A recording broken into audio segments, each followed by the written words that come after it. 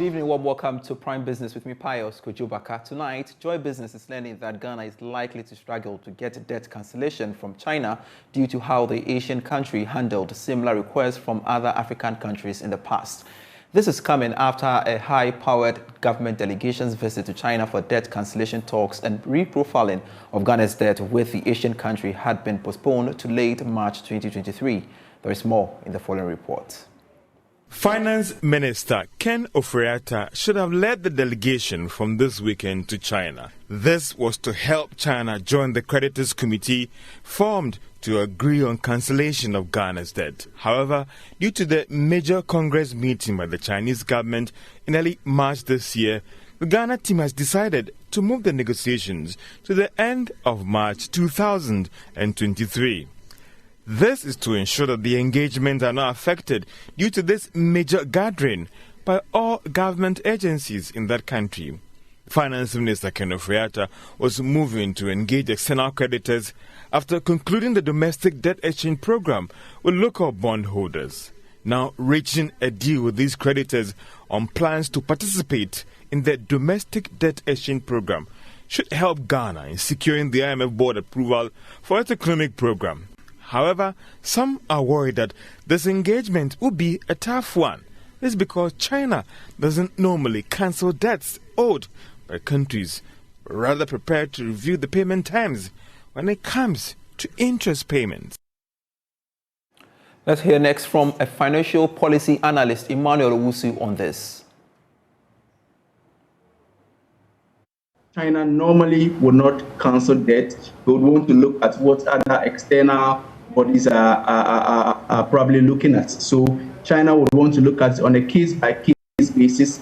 China would probably want to see what other bodies that Ghana owns are probably looking at doing for Ghana. So China wants to see what the World Bank and a few other countries that probably Ghana has some debt with. So China probably will be interested in what Ghana is bringing on the table. I don't think it's going to be a summary cancellation of debts. The concern for many is that really does this in any way pose a threat to the country getting a board level agreement with the IMF? I think it does, because you see the whole debt restructuring conversation, IMF is looking at how we can restructure our debts domestically and internationally. So if we've been able to achieve some level of success with our local debt restructuring, the external conversation is also very important. So if we are unable to achieve that external debt restructuring target, it's likely going to affect the whole IMF deal, because of course it's part of our debt package. So you are close to about 271 billion Ghana cedis coming from external debt. So that amount is a very colossal amount. It plays a very key role in this whole debt conversation. So we cannot discount the external debt restructuring. It's actually important. So I see that is likely to impair the conversation. So I think leadership should probably look at what terms we would want to present to these are external debtors, external creditors, probably to be able to see how best we can come out of these issues. Now let's move away from that and do this story. And the British Council in Ghana has organized a showcase and dissemination event for participants of its Innovation for African Universities program for them to exhibit their innovations. According to the country director of the British Council, Nido Dudodu, it is imperative for young graduates and students to explore their entrepreneurial skills to create opportunities for themselves. The Innovation for African Universities IAU program by the British Council gave students of the University of Ghana, Regional Maritime University, Accra Technical University, and the University of Health and Allied Sciences the opportunity to showcase their innovations. The four universities were tasked to define problems and map up solutions that can have significant impact on the entrepreneurial ecosystem while creating job opportunities. Country Director of the British Council, Nido Dudodu, said it is imperative for young people to start exploring their entrepreneurial skills to help reduce the unemployment rate in the country. Like I said to the young people this morning, they don't have an option now. By the time you finish university, you must be entrepreneurial because, come to think of it, looking at the time some of us finished university, how many universities do we have in Ghana back then? Just a few. And still, it took quite a long time for people to find jobs. Today, we have over 100,000 graduates every year. If the statistics of 10% finding jobs in the first year is anything to go by, it means you have out of the 100,000, 10,000 finding jobs. Where are the 90,000 going? And that's why it's imperative that any young person going through tertiary education today would have to take the subject matter of entrepreneurial thinking very seriously, because it's either you are creating something for yourself as an entrepreneur, or even in your search for jobs, you have to do it in a very entrepreneurial way. And either way, you can't run away from the fact that that's what you need at this time in history. Director of Tertiary Directorate at the Ministry of Education, Dr. Yaira Jakaji, added that the dire economic situation in the country is the main reason why more youth ought to venture into innovation and entrepreneurship. That the dire economic situation and uncertainty across the continent should serve as an impetus to explore alternative and potential solutions to improve the employment situation and to adapt innovation and effective entrepreneurship program to increase the employability of our graduates. The role of higher institutions has continued to evolve along with underlying economic forces shaping economic growth and performance. There is therefore a huge space for higher institutions to act as a catalyst for economic development through innovation and entrepreneurship. The participants were urged to develop their innovations into viable business. Now, Zenith Bank Ghana, in partnership with the World Trade Center and Alibaba.com, has launched the Alibaba Global Seller Training e-course masterclass. The training session is intended to equip small and medium-sized organizations with the needed insights to promote their businesses on Alibaba.com. There's more in this report. As part of Ghana's quest to boost revenue from export, it has become important to leverage technology to maximize the country's export. The Alibaba Global Seller Training e-course masterclass will train startups on how to list products on e-commerce platforms. Speaking to Joy Business, divisional head in charge of marketing at Zenith Bank, Kwame Adade, said Zenith Bank is committed to supporting SMEs maximize their full potential and expand to global markets. Realized at Zenith Bank was that apart from the problems that sometimes SMEs face with facilities, they also face problems in accessing markets. Their reach in terms of making themselves visible is not always there. And we felt that if we're able to come on board with Alibaba, we'll be able to help them reach out to the greater space outside, even beyond Ghana, so that we can also help our SMEs grow beyond this particular country. There's a market in Ghana, there's a market out there as well. So we just felt that we needed to help them access it as well. And it also brings in much needed effects for the country. Executive Director for World Trade Center Ghana, Edem Yevuche, said it was time for the African market to benefit from e-commerce platforms by listing their products instead of just buying from such platforms. Technology is enabling a lot of business opportunities that previously may not have existed. You are able to interact and transact business with people all over the world with just the click of a button. And it was, in my opinion, an injustice that users in Africa could use the platform to import, but couldn't use it to export.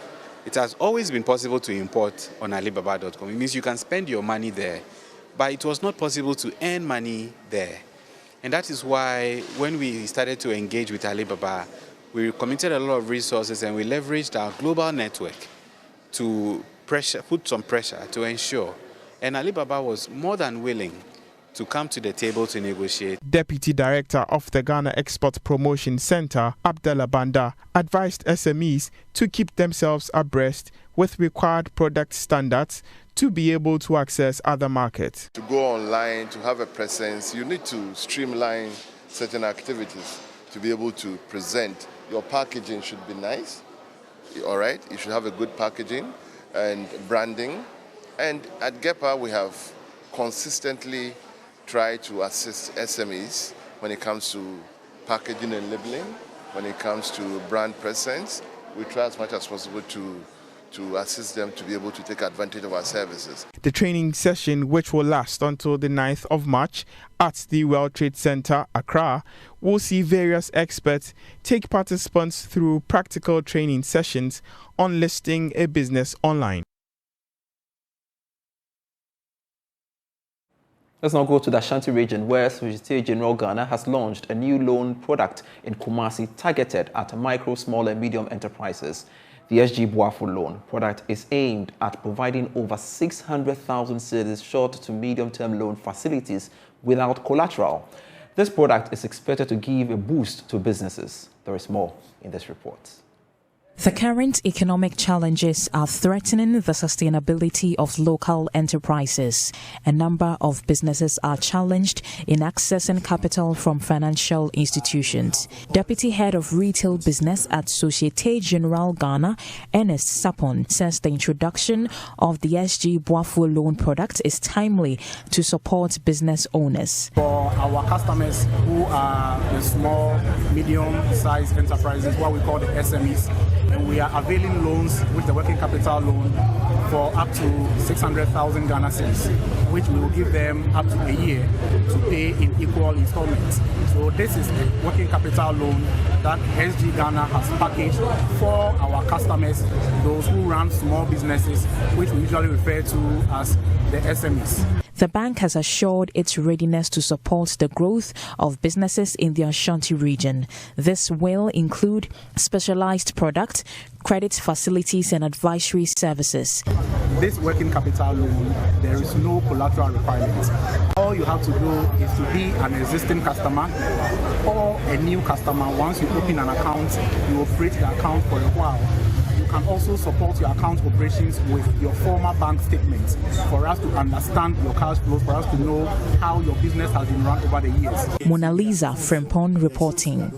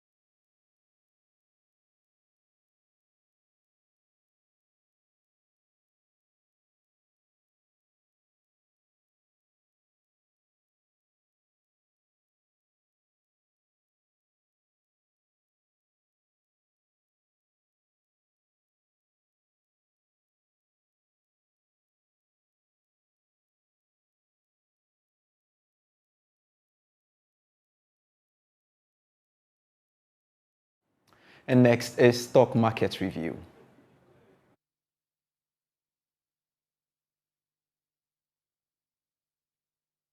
Market this week improved significantly as 21 equities exchanged hands. Volumes traded increased by 97% week on week to 2.3 million shares, whilst values traded jumped by 124% to about 4.5 million Ghana cedis. Guinness Ghana Brewery Limited once again dominated volumes and values traded. The composite index rebounded strongly by some points to close the week at a year-to-date of negative 0.76%, whilst the financial stock index remained unchanged to close at negative 3.37%. There were 2 gainers and 3 losers. Unilever led the gainers, gaining 22 pesos to close at 2 Ghana cedis 48 pesos, whilst MTN gained 2 pesos to close at 92 pesos per share. Guinness Ghana Brewery Limited lost 31 pesos to close at 1 cedi 37 pesos. Farm Milk lost 43 pesos to close at 2 cedis and 7 pesos. New Gold ETF lost 11 Ghana cedis to close at 232.2 Ghana cedis.